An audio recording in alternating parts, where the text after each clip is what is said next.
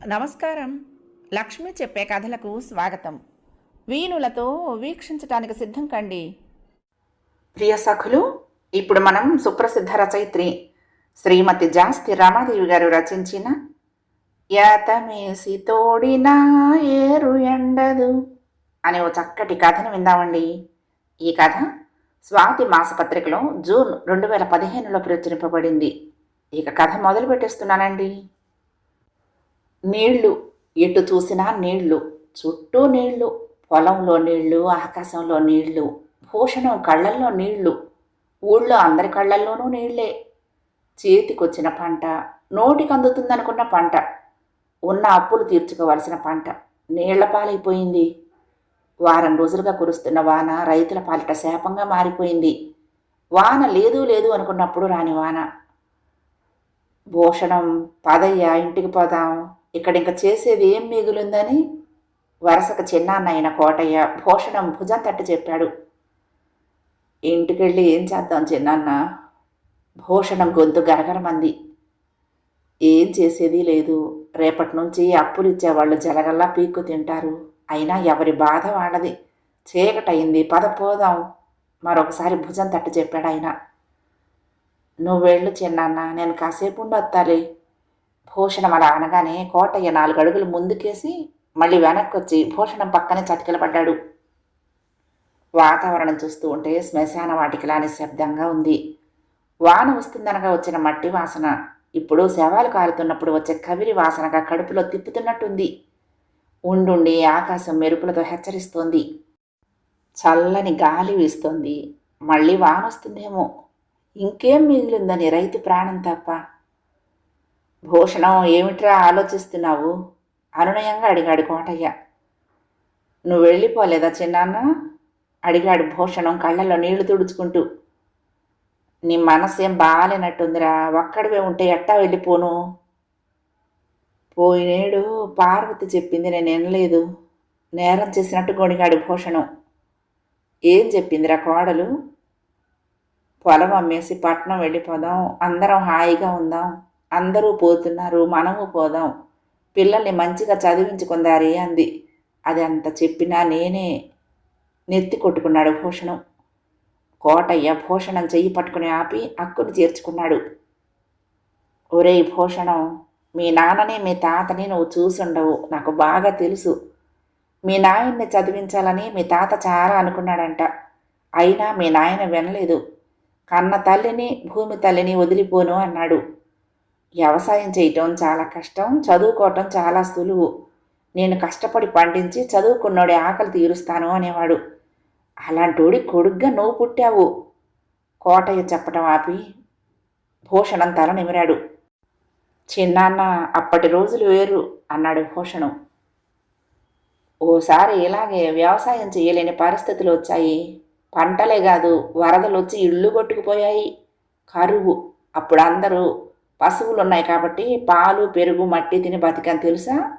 చాలామంది బెదిరిపోయి కొంపలు వదిలి వేరే చోటుకుపోయారు. నేను కూడా పోదామన్నాను. మీ నాయన ఒప్పుకోలేదు. మట్టిని నమ్మినోడు మనిషిని నమ్మినోడు ఎప్పుడూ చెడిపోలేదు. నేను ఇక్కడే పుట్టాను, ఇక్కడే ఉంటాను, నువ్వు ఉండు. పోయింది పంట ఇల్లేగా, ప్రాణం కాదుగా. అది ఉంటే ఎలాగైనా నిలబడొచ్చు. మనల్ని నమ్ముకునే పశువులు లేవా? పాలేర్లు లేరా? మనోళ్ళు లేరా? ఉట్టిపోయిన గొడ్డులాగా ఈ భూమిని వదిలేద్దామంటావా అని గద్దించాడు. అప్పటినుంచి ఎన్ని కష్టాలొచ్చినా నష్టాలొచ్చినా బతికాము, బతుకుతున్నాము. ఈ కష్టం ఎప్పుడు ఇట్లాగే ఉండిపోదులేరా భూషణం. మళ్ళీ పంటేద్దాం, పండిద్దాం. పద, ఇంటికి వెళ్ళిపోదాం. పార్వతి మీ అమ్మ ఎదురు చూస్తూ ఉంటారు. కోటయ్య బలవంతంగా భూషణం చేయి పట్టుకుని లేపి ఇంటివైపు మెల్లగా నడిపించాడు. వసారాలు ఆతృతగా తన కోసం ఎదురు చూస్తూ తల్లి కనిపించేసరికి ఈ లోకంలోకి వచ్చినట్టుగా భూషణం చిన్నాన్న చేయి దూరంగా జరిపి, నువ్వింటికెళ్ళు చిన్నాన్న అనేసి గబగబా లోపలికొచ్చి బావి దగ్గరున్న తొట్టిలో నుంచి నీళ్లు తీసుకుని కాళ్ళు చేతులు కడుక్కున్నాడు. అనసూయ కొడుక్కి తువ్వాలు అందించింది. అమ్మా, అన్నం తిన్నావా? భూషణం అడిగాడు. ఆ, పొద్దుగూకేదాకా పొలం కాడ ఏం చేస్తున్నావురా? ఆత్రం కాకపోతేను తెరిపిచ్చాక సాపు చేసుకోవచ్చుగా అంది అనసూయ. పంటంతా పోయిందమ్మా, ఇంటికి రాబుద్ధి కాలేదు. నువ్వింకా రాలేదని లచ్చి పాల చుక్క ఇవ్వలేదు. నువ్వు వస్తేనే గాని అన్నం తినమని పిల్లలిద్దరూ ముద్ద ముట్టలేదు. నీకిట్టమని పార్వతి ఉలవసారి కాసింది. కత్త మీగడేసుకుని ఎచ్చగా అన్నం తిను. పిల్లల్ని పక్కనేసుకుని పడుకో. పంట పోయిందంటావేంటి భూషణం? ఇదంతా పంటే కదా, యాడికి పోయింది? తల్లి ఏం మాట్లాడుతుందో భూషణానికి అర్థం కాలేదు. పంటకి వీటికి ఏం సంబంధం ఉందని వాదించే ఓపిక లేదు. లోపలికెళ్ళి పిల్లల పక్కన కూర్చున్నాడు. ఎంతో ఇష్టమైన ఉలవచారు మేగడ నోటికి రుచించటం లేదు. గూట్లో ఉన్న డబ్బా వైపు భర్త తదేకంగా చూడటం పార్వతి గమనించింది. అప్రయత్నంగా మెడలో ఉన్న మంగళసూత్రాలు తడుముకుంది. దూరంగా కూర్చుని అనసూయ కోడల్ని గమనిస్తోంది. పిల్లలు భర్త అన్నం తిన్నాక పార్వతి గిన్నెలన్నీ సర్దేస్తూ ఉంటే, పార్వతి, ఈరోజు నువ్వు నీ పిల్లల్ని చూసుకో. ఎందుకో ఈరోజు భూషణం పసివాడిలా కనిపిస్తున్నాడు నాకు. ఈ ఒక్కరోజు నా కొడుకు దగ్గర నేనుంటాను, ముందు నువ్వు అన్నం తిను అంది. నాకు ఆకలి లేదత్తమ్మా, మనసంతా చాలా దిగులుగా ఉంది. పార్వతి కళ్ళలో నుంచి నీళ్లు జలజల కిందికి జారాయి. పిచ్చి పిల్ల, నువ్వేం దిగులు పడకు. కోడల్ని ఓదార్చి కోడలు అన్నం తినే వరకు ఉండి కొడుకు గదిలోకి అడుగుపెట్టింది అనసూయమ్మ. ఏంటమ్మా అడిగాడు భూషణం. ఈవేళ నువ్వెందుకు పసివాడిలాగా ఉన్నట్టున్నావు? ఎందుకో మీ నాయన గుర్తొస్తున్నాడు. అనసూయ భూషణం మంచం మీద కూర్చొని కళ్ళు తుడుచుకుంది. నాన్న నేను చాలా చిన్నగా ఉన్నప్పుడు పోయారు కదా. అవునరా, రైలు ప్రమాదంలో. ఏటో చూస్తూ అంది అనసూయ. అప్పుడు నువ్వు నాన్నతో ఉన్నావుగా, మరి నాన్న ఒక్కడే? భూషణం ప్రశ్నకు అనసూయ చాలాసేపు మాట్లాడలేకపోయింది. మీ అత్త మరిది పెళ్ళంటే నిన్ను మీ నాయనమ్మ కాడుంచి నేను మీ నాయన మెడ్రాస్కి వెళ్ళాము. తిరిగి వచ్చేటప్పుడు ప్రమాదం జరిగింది. ఎటు చూసినా మంటలు. తప్పించుకున్న వాళ్ళని తప్పించుకున్నాము. పక్కకు చూస్తే మీ నాయన కనిపించలేదు. జనంలో ఎక్కడ ఎతకను? అంతలో మీ నాయన 4 ఏళ్ల పిల్లాన్ని లాక్కొచ్చి అనసూయ అని గట్టిగా అరిచారు. మీ నాయన ఉన్నారులే అనుకున్నాను. పిల్లాన్ని నా చేతికిచ్చి మళ్ళీ లోపలికి వెళ్ళారు. గొంతు పూడుకుపోతూ ఉంటే కన్నీళ్లను తుడుచుకుంది అనసూయ. నాన్న ఇంకా రాలేదమ్మా? భూషణం అడుగుతూ ఉంటే అనసూయ కళ్ళ ముందు 2 చేతులతో ఎదురు బెంచి మీద కూర్చున్న కడుపుతో ఉన్న అమ్మాయిని మోసుకొస్తున్న భర్త. అప్పటికే అతన్ని మంటలు ఆక్రమించుకుంటూ స్పృహలేని ఆ అమ్మాయిని ఆమె తండ్రికి అందించి కాలిపోతూ తనువు సైతం త్యాగానికి అర్పించిన భర్త రూపం మెదిలింది. అయ్యో దేవుడా! ముందుకెయ్యబోతున్న అడుగు ఆగిపోయింది. 4 ఏళ్ల పిల్లాడు తల్లిని చుట్టుకొని అమ్మా అమ్మా అని ఏడుస్తూ ఉంటే భూషణం గుర్తొచ్చాడు. అమ్మా, నాన్న కోసం నువ్వు చాలా ఏడ్చే ఉంటావుగా అడిగాడు భూషణం. నీకోసం పరిగెత్తుకొచ్చానయ్యా. నాకన్నీ నువ్వే అయ్యావు. నాయన్ని నీలో చూసుకున్నాను. ఇప్పుడు మా గురించి ఆలోచించకుండా నువ్వేం ఆలోచిస్తున్నావురా భూషణం? నాయన ఎప్పుడూ పోయిన దానికోసం ఆలోచించలా. తన కోసం తానెప్పుడూ ఆలోచించలా. జరిగిపోయే కాలం జరిగిపోతానే ఉంటుంది. ఎదురెళ్ళి ఆపగలవా? మనది అనుకున్నది మన కాడే ఉండిపోద్దా? అది ఎవరిదైతే అక్కడ ఉంటుంది. నీ దగ్గర ఉన్నదే నీది.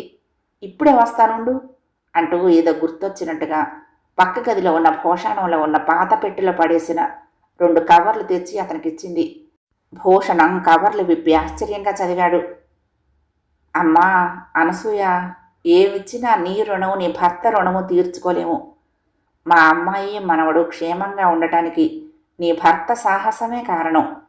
తండ్రినైనా నేనే ఏం చేయగలనని ఆలోచిస్తూ ఉంటే మీ ఆయన క్షణం కూడా ఆలోచించకుండా మా అమ్మాయిని మనవణ్ణి నాకు అప్పగించి ఆహుతైపోయాడు. నా కళ్ళ ముందు ఇంకా అదే దృశ్యం కనిపిస్తుందమ్మా.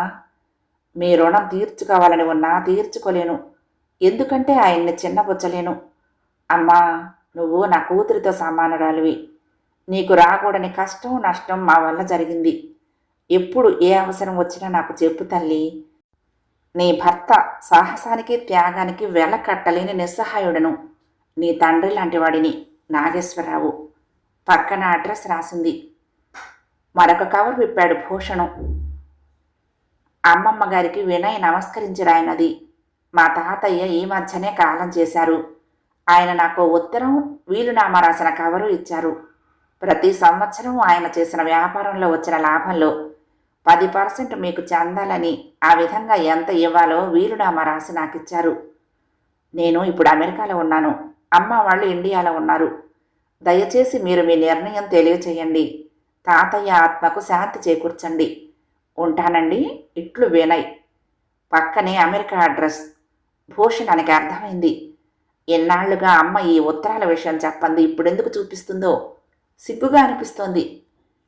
అమ్మా, నువ్వు ఇక్కడ పడుకో అంటూ ఆ ఉత్తరాలను చింపేసి పార్వతి పిల్లలు పడుకున్న గదివైపు నడుస్తున్న కొడుకును చూస్తోంది అనసూయ. రేపటి రణభూమిలో యుద్ధం చేయటానికి సంసిద్ధమవుతున్న వీరుడు కనిపిస్తున్నాడు.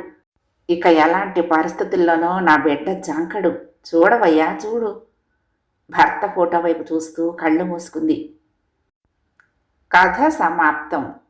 ప్రియ సఖులు, ఈ కథ మీకు నచ్చితే తప్పకుండా లైక్ చేయండి, షేర్ చేయండి, కామెంట్ చేయండి, సబ్స్క్రైబ్ చేసుకుని నన్ను ఎంకరేజ్ చేయండి.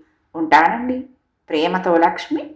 కృష్ణాతీరం దుర్గమ్మ సన్నిధానం. నమస్తే.